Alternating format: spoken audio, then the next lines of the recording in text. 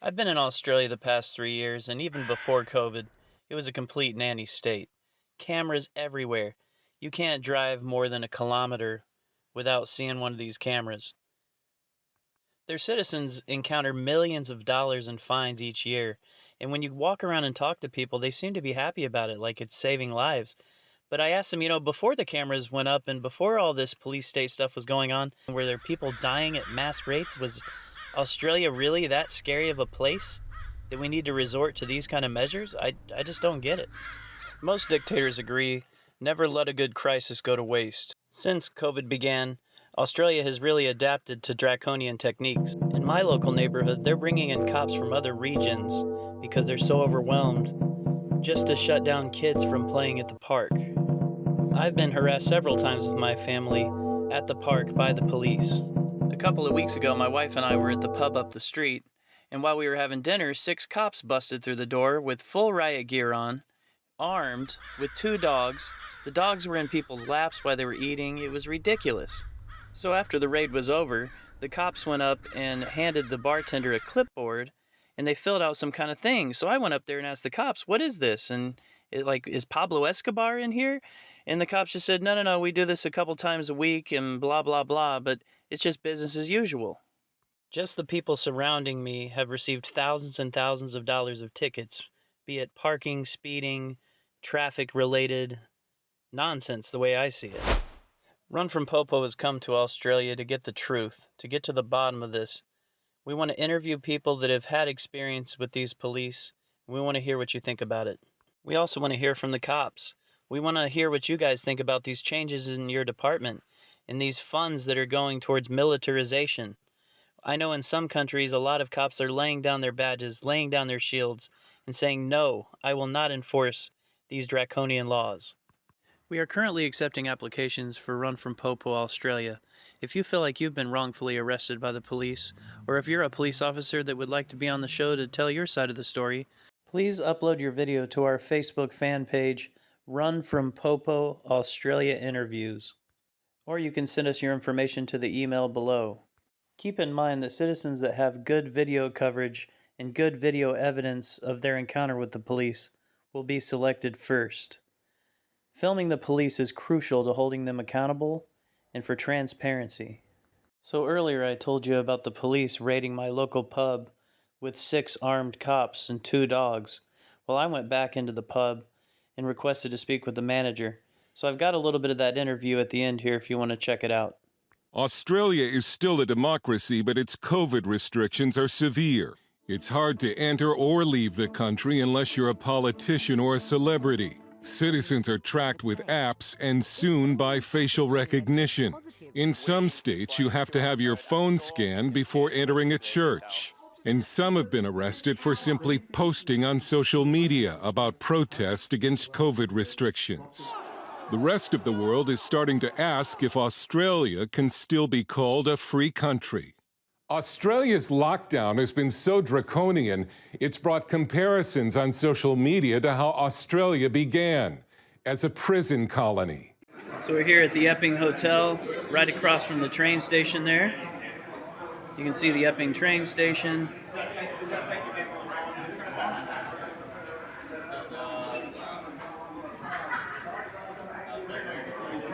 So I was sitting over here a couple weeks ago, and like 6 cops came in with like full suit vests on and dogs. And like I was like, "What's going on? Is like Pablo Escobar here? Or like what's happening?" And they're like, no, they come here all the time. You guys handed them a clipboard. So I just had a question, the interaction between the local police and you guys, how you guys handle that, because when they come in like that, where I'm from, it's a public event. If they're not going for Pablo Escobar, people get upset because they're like, "Dude, what's going on? They're just doing this for no reason." Authority board, and it'll probably also be our COVID protocol board. Okay, so this is new. This just started with COVID, like the raids. Yeah, this. Oh, they're not. Like when there's like a big group of them with dogs coming in. Because they're bored. Is that it? So I'm here with like my wife and her teacher friends, and they're like, "Oh yeah, like this is just what they do where I'm from. If they come in that thick, they better be going after Pablo Escobar." Yeah. Why are they doing it with that much? Like we're in a nice neighborhood, from what I understand. I mean, I've never seen any issues around here. Like I'm from Miami, I just can't believe that it's that thick. I mean, I don't know. There is some suspicious activity sometimes. Okay. And that's why they come in. It's periodic. Like, But do I you don't know, guys I've call only- them? Do we what? So they're reacting to a call? No, right. That's Okay, so they them- just come in here. That's just them doing a physics inspection. Like, So the people around, like I've been talking to them, and they're like, yeah, I'm not going back. I'm not going out to the pubs because that's been going on. Some of them are saying it was before COVID. Yeah, it would have been before this. But it hasn't been going on for years and years. Because my wife was saying she's never been messed with by police. She's never seen this happen in the bars. Like this is. They don't care about the patients because they know that they're a deterrent themselves. And so it's really just to catch us on board. Like if we don't have our RCG or RSA, But I mean, how often does this happen? Is it once a week? well, it's like twice a day. Twice a day? well, it depends. Like over COVID, I don't know. I've only worked here for a year, and I've only been a manager for this is my third shift now. So Okay, but I mean, I don't know when the cops come in like that, do the patrons ever complain? Like, hey, I was eating my dinner and the dog came up into my crotch smelling. I'm paying good money to eat out. Like, I don't want a dog in my lap. yeah. So it's like, and I told them that too when they were here. I was like, I'm not being disrespectful. It's just where I'm from, you have to have a really good reason to come in that way. Yeah, I don't know. I think in Australia, It's quite common, like not just here, but like you might be out somewhere else and they'll have like a walk through and they'll ask the bar a couple of questions. or you'll turn up to a pub and there'll be like 10 cops standing out the front, and you just. I've had it before a few times, and you. So you guys have to deal with them either way. Like they brought that clipboard. You guys didn't ask them. Like that's not that clipboard that they're signing in and out on when they come here. You guys didn't ask them to do that. They're doing that on their own. That's them doing a raid. Like on Arvo, I was driving down to park in the car park down there, and there was like 10, probably like 20 of them walking up with again like 3 dogs. This was like a few months ago. Do the patrons ever complain? Does anyone ever, like the locals? Wait, Josh, what do you think of cops coming in? In here, Like with the dogs and whatnot. This bloke's just doing You like it? he's doing what are you doing, an article or something? Yeah, so I'm a blogger and I live here locally, and I was here when they came in with like 6 cops and dogs, and I was telling them where I'm from, if they're not going after Pablo Escobar, we don't want them coming in that it's strong. ridiculous. Yeah, okay. nuts, So it's so you guys agree? Like, I was gonna say most of the people I talk to, even the teachers and people that are 60 years old, they're like, yeah, I didn't like that. I didn't like that feeling. they do it all scare tactics and shit too. Yeah, that is a deterrent. But there's a line there where it's like, Oh, there is a line. And Nazi people, Germany. It does get a bit, intense sometimes. and before they came in, before they were coming in on a regular, did you guys have like murder scenes in here? Was there this like ruckus going on to the point where it's like, we need that? Or I mean, the nature of, like, we've got a fair bit of cash in the pub, so, like, armed robbery is a thing. yeah, for sure, yeah. Well, we're up from too, big time. Not especially in this area, but I mean, would you like to see it back down a little bit, or would you like to see them step it up? Or is it right where you think it should be?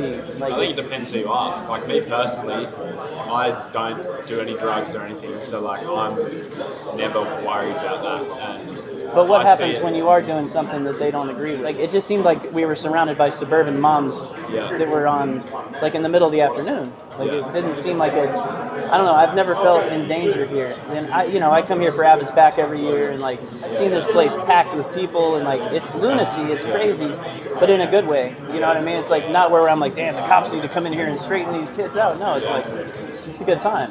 Just a good time. Yeah, no, I don't know. I've never felt like.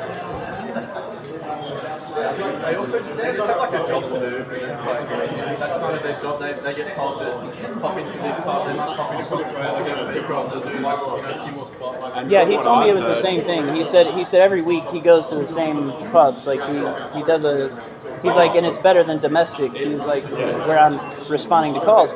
But what I say is there any other time than when you're just responding to a call that they need to be out here proactively pushing? It's like, was Australia a really dangerous place before this behavior started? Like, would you say that you felt, before they were coming in here and doing those raids, did you feel like scared all the time, like you were going to be robbed? And like, did it make a huge difference? Like, I think, we're not old enough, and that's where you probably have to look back. Like, when was the Cronulla riots in the 90s?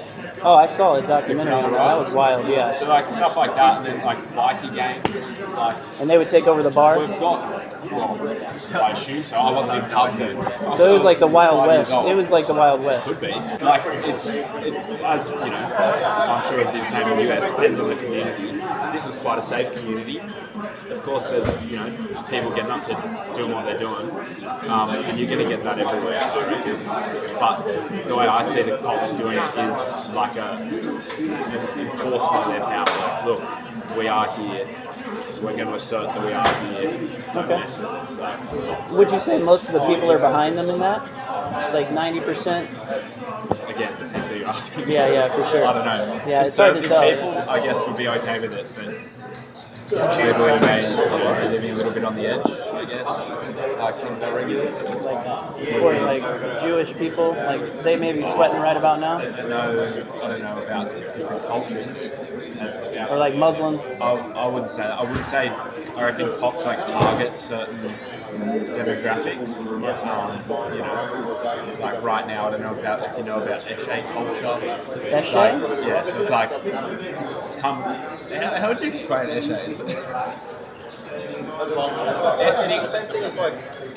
It's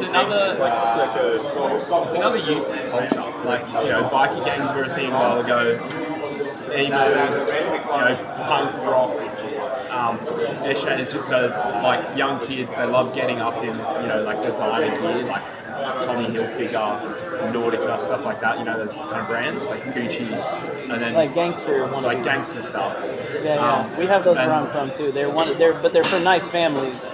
Yeah, well, these kids are just, I don't know who they are. And they But just it's they've common been, they've been everywhere. listening to too much hip hop music. Yeah, and they get into it. They're like, yeah, I'm a gangster now too. So, like, you would say, like, if you go to Central Station or Strathfield or something, some of the big train stations, you'll often see, not often, I shouldn't say often, but more often than not, it'd be the, I would say, targeted demographic that are getting Homeless people. searched, right? Well, not necessarily homeless people, whether it's sketchy looking blokes who probably have drugs on them, like, from my perspective, they'd be more likely to search a sketchy looking character over someone like me, you know, going to uni in a pair of pants and a t-shirt. Like, Yeah. I look fairly